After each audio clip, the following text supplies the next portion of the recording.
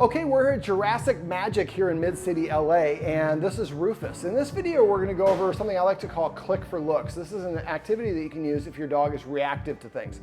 Now, what is reactive? Reactivity is basically when a dog gets aroused and might bark, might snarl, might lunge. What is it trying to do? It's trying, well, right now he's trying to get my treats, but what the dog is trying to do when a dog barks, snarls, or lunges, we interpret that as aggression. And we often are quick to chastise or a bad dog. No, don't do that. Or we make them sit. Now, sitting can often cause a dog to feel trapped, and that can activate their fight or flight response. Well, you're forcing me to sit, and the person's approaching me. I can't flight, so I have nothing left to do but bite and bark and fight. So if your dog is ever uncomfortable, you don't want to ask it to sit. What we want to try to do is increase distance. I interpret a growl, a lunge, a snap, or a snarl as a dog's way of saying, I disagree or I feel uncomfortable. So if you think about it through that lens, you wouldn't, if she says that I'm uncomfortable, I wouldn't say shut up. That would be very rude and inappropriate, and that would not help her feel more comfortable. But if she says, I don't feel comfortable, and I say, okay, let's leave, then she's like, okay, he's listening to me, he's helping me, he's understanding what I want, and he's helping me achieve a sense of calm or a sense of being comfortable. So so if your dog barks, growls, or lunges, try to move it away from whatever it is it's barking, lunging, or growling at. Now, most of the time, that means we did not read the signals. So real quick, I'm going to go over, before I go over the exercise here, we're going to go over some body language. So if you look at Rufus here, you can see that his head is, I can't see his mouth is open. There we go. So dogs normally have an open mouth most of the time. If your dog goes from an open mouth to a closed mouth and gets stiff and still, that's a pretty big warning. So watch that. When I read dogs, I look at the dog's body encompassing it. That's okay, I have a microphone. But could you step right that way? Could you step right that way? We're shooting a video, you're right. There we go, that's okay. That's totally fine, totally fine. So basically, Sorry, Angela, he's helping us train it. So when we're for dog body language, I look at the dog's head. So if the head is, the nose is up, that's usually a good indicator. If the nose is down, that could be an insecurity. If the mouth goes from open to closed, that can be an indication that he feels uncomfortable if he gets stiff. Now right now, if you look at him, he's panting a little bit. So I look at the dog's breathing. Are they holding their breath or panting? That can be an indication of stress as well. You see his legs right now are all underneath him, and he's a little bit off. He's not fully coiled and ready to go. And so the idea for that, come here, buddy. Rufus, yeah, she did something unusual, didn't it? So we have one of the amazing workers here who decided to go under the camera to try to turn the music off, but Rufus is like, that looks weird to me, so I'm gonna bark and say I disagree. Rufus. Now, you can't reinforce emotion. If he feels uncomfortable, I can just shovel a bunch of treats in his mouth, just like I can rub somebody's shoulders that they feel uncomfortable to help them feel more relaxed. What he was saying is, I've never seen Angela walk on her hands and knees there, so that looks weird. What are you trying to do? And I disagree with that.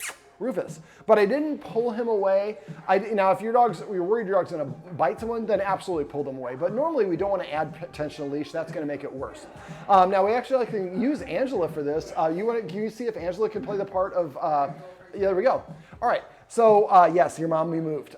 So basically, reading your dog's body language, also look at his tail. Now he has a curl tail. See how his tail's starting to unfurl? So when he's relaxed, you'll see that tail will almost become straight down. And you're seeing it kind of continually unroll. And that's maybe as unrolling as he's gonna be here in this environment, and that's totally fine.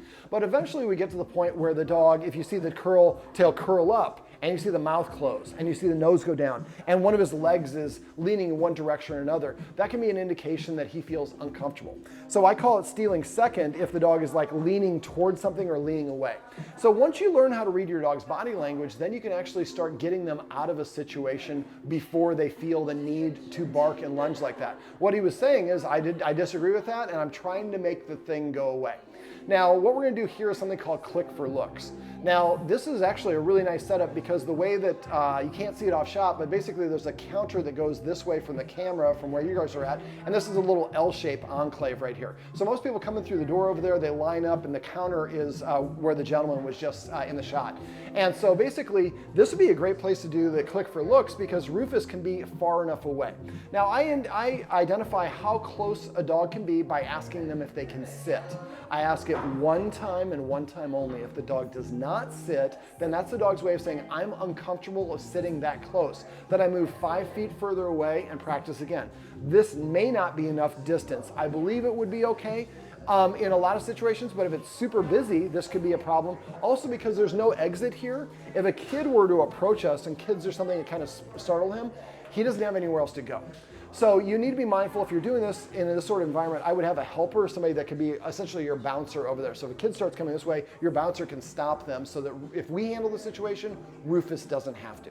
Okay, so Rufus, we're gonna get Rufus to see if we can come over here. And I'm gonna see if I can get Rufus to sit. Now I have a high value treat here. Sit. Yes. Yes is his marker word. But I'm going to be using a clicker for this exercise. Now a clicker is the same thing as a marker word, but it is more distinct. Now I like using a clicker if I'm actively training a dog. Go ahead. If I'm actively training a dog, then I'm going to have the clicker in my hand. If not, I could use the word yes, but yes is not quite as distinctive. No, please go ahead. Do what you got to do. All right. So Rufus, what we're going to do. All right. Is it Angela? Yes. Can you help us? Yeah. Can you come and stand on that side of the front of the counter? Yeah. And you're just going to go right out so you can't see Rufus. You're the best. Okay. Thank you. Sit. Rufus, sit. So I'm asking him to sit. And go ahead and come on through. I love Rufus. He loves Rufus. All right. Okay, so what I'm going to do is I'm going to, Rufus, let's get you to sit, buddy. And I don't want to use the leash to do this. I'm going to use the treat. Sit. Yes. So I'm going to have Angela walk towards the speaker and then turn around and walk away. Go ahead, Angela. Rufus. You were too distracted. All right, come here, Rufus. Let's try that again. Go get that one. Go ahead and get it. All right, let's try this one more time. All right, Rufus. Sit. I'm going to have you sit here because he is a mama's boy. Okay. And there we go. Sit. Rufus, sit. Okay, Angela, if you could do that again. Yeah. All right. There you go. Okay, like a distraction. No, when he looked at Angela, I clicked. This is why I call this click for looks. So what I'm trying to do is build a positive association.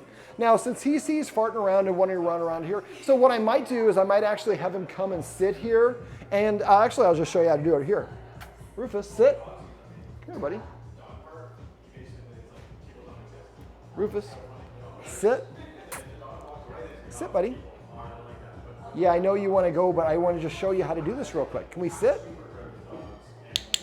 There you go. And you might want to practice this. Just come in here. And I'm just going to, it's going to look like I'm just giving him treats, but I'm increasing the time between delivery of each treats. I want to get him practice just sitting right here and not doing what he's doing here. Now he wants to move around, and that's okay. So if you guys live real close by, so you might want to come by and practice this. Just having him sit here, give him a treat. At first, if you have to give him a treat every 1 second to get him cutting up, that's fine.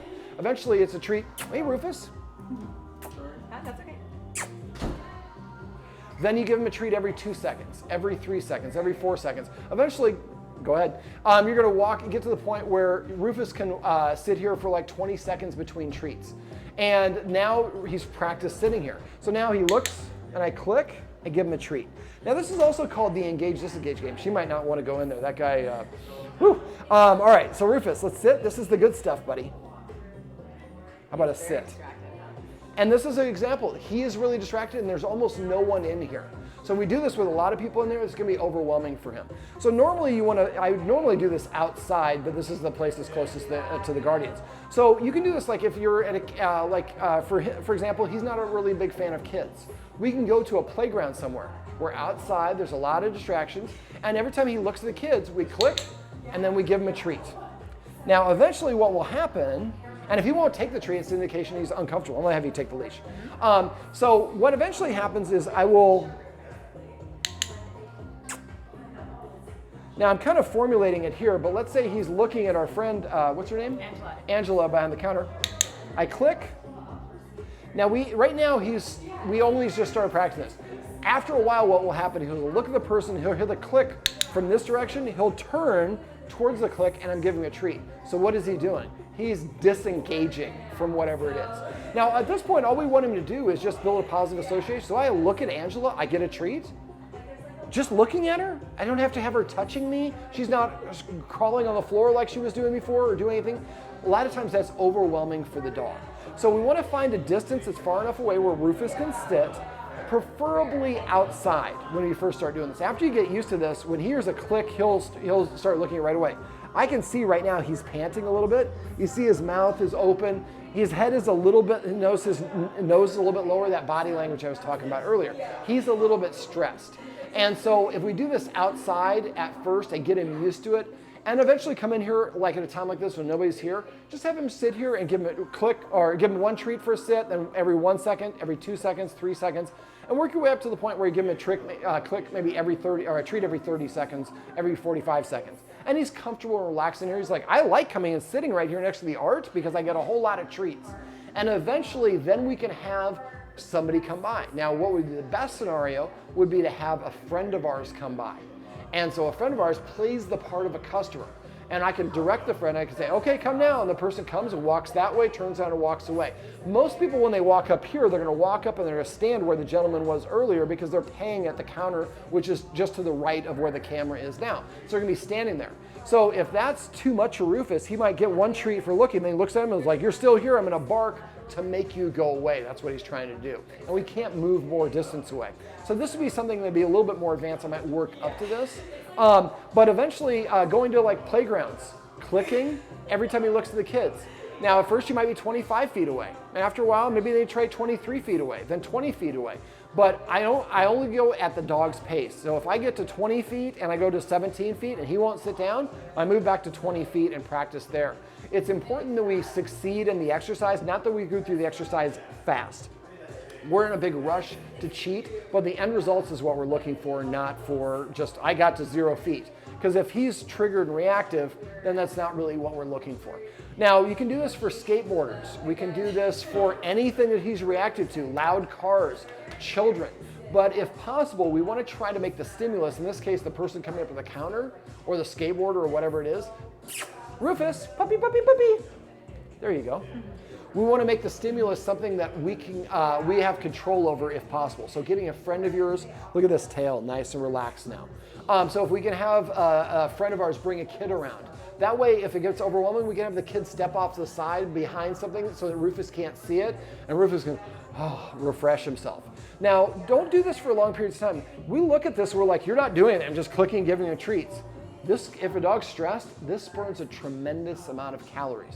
So do this exercise maybe 2 to 5 minutes, and you can work up to a little bit longer than that, but recognize that this is burning a lot. This is very intense activity for him. Just like us, if we're on a roller coaster, it only took 2 minutes, but man, that burned like 1,000 calories out of our body because of how we're reactive to it. So be mindful of your dog, and we always want to end on a positive. So if it gets to the point where somebody can't walk by real quick, what we'll do is have Cameron, Cam, and turn away right away.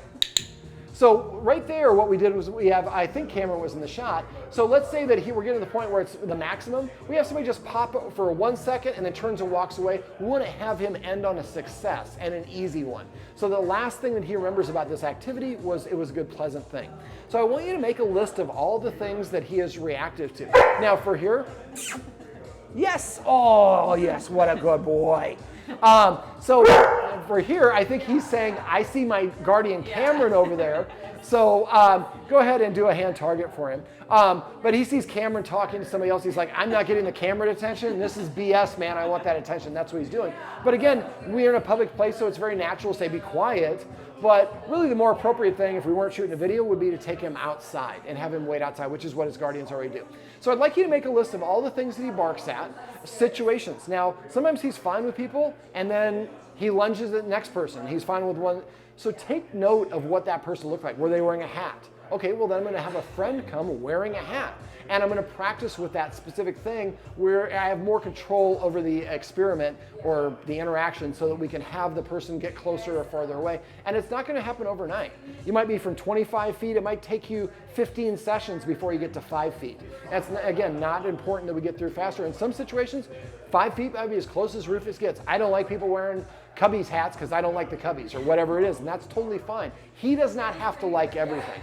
So for part of it is for us, the management, to make sure that we're putting him in situations where he feels comfortable and avoiding situations where he doesn't. But if he goes slowly with this click for looks, eventually he looks at things and he'll look away on his own. When he does, right now what we do is we click as soon as he looks at the thing. But eventually what will happen is he'll see somebody appear and he looks at him and he'll look away.